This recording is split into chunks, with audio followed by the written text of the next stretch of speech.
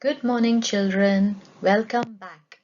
It's Wednesday, 6th May 2020. Now, today we'll be doing the next chapter of Street Child. Now, again for this lesson, you will need a pen and a paper. Okay, so I'm going to pause the slide so that you can get your pen and paper.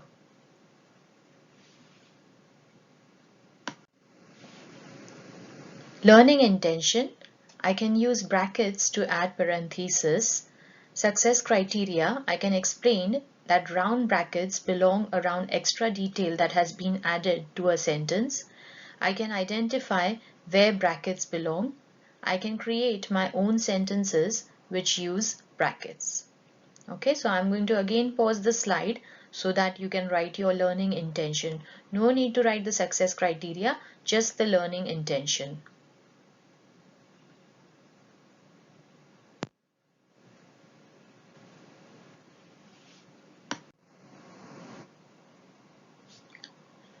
Okay, now children, we are going to read the next chapter, which is chapter 5. Now, as usual, I'm going to be reading the initial part of the chapter, and then you can silently read the next bit in your minds. Chapter 5, Behind Bars. Jim forced his fist deep into his pocket and turned his face away. There were boys all round him, shuffling out to the cold yard, and they blurred into smudges of grey. He screwed up his eyes against the terrible blinding white of the sky. He wouldn't cry here. His lungs were bursting, and he thought he would never be able to gasp for air again. But he couldn't cry here. The only person he wanted to be with was Rosie. She would know what to do. She would tell Emily and Lizzie. But there was no chance of being with Rosie. "I want to go home," he said. Joseph swung his head and spat. "Home?" he said. What do you mean home? What's this if it ain't home?" So Jim thought, this is my home now, this huge building with iron bars at the window and iron railings outside. His parents must be Mr. and Mrs. Sissons, as thin and waxy pale as candles. And if they were his parents, then his brothers and sisters were the shambling skinny boys who slept and sobbed in the same room as him, and the scrawny girls who seemed to have forgotten how to smile. "Can't I see her, all the same?" Joseph shook his head. "She was took into the dead house in the night and put on the pauper's cart before light, son. Speedy dispatch paupers get. No money for bells, nor nothing like that, Now read the remaining story silently in your minds.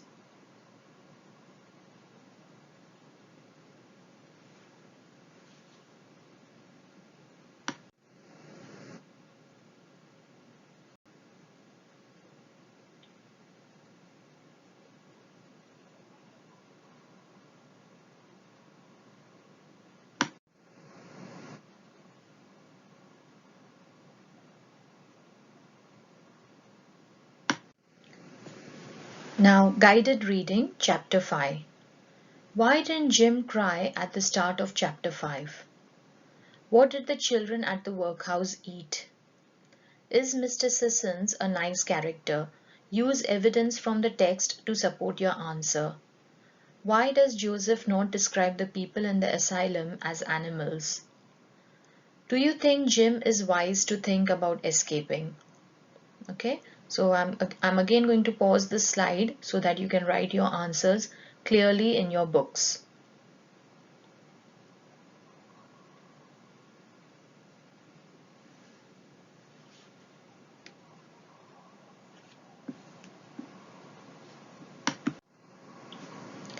Now answers. Why didn't Jim cry at the start of chapter 5? He didn't want everyone to see him crying. What did the children at the workhouse eat? Bread and tea for breakfast, boiled meat for dinner, and cheese at night.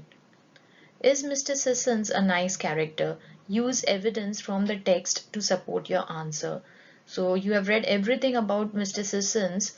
What do you think shows that is he a good person or is he not a very good person? Okay, you need to have evidence. If you say that he is a good person, show your evidence from the text. So for example, I can say that Mr. Sissons is a kind person because you show the evidence that what shows that he's a good person.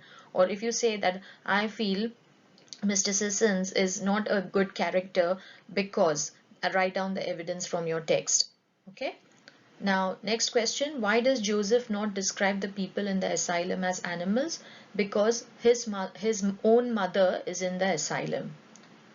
Do you think Jim is wise to think about escaping? Now, again, this answer is about, it's an open answer. So if you think that he is wise about escaping, you can say that yes, because he doesn't have a good life in the workhouse. So he is wise to think about escaping. But then you can have even another answer that I don't think he is wise to think about escaping because in case he gets caught, his punishment is going to be worse. So it depends on what you think is what you think about Jim. Is he wise or is he not wise to think about escaping?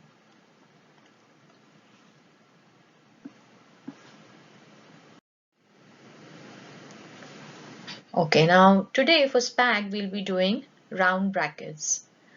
Parentheses are words, phrases or clauses inserted into sentences which are grammatically complete without them. The information which can be removed and the sentence still makes sense goes inside the brackets. Example, Andrew, our best goalkeeper, saved the goal. Okay, so the extra bit which is put in the brackets is called parenthesis. Okay, so even if you write down the sentence as Andrew saved the goal, that's fine, but the extra bit of information is put in the brackets and that is called parenthesis. You can add the information into the brackets to change the impact of the sentence. Sentence without brackets. That morning he dressed in a grey tracksuit and trainers. Aside. That morning, which was to change his life forever, he dressed in a tracksuit and trainers. Extra detail. That morning he dressed in tracksuit, new grey and trainers. An authorial intrusion. That morning he dressed in a tracksuit. He was as fit as a fiddle and trainers. Can you try some of these for the sentences below?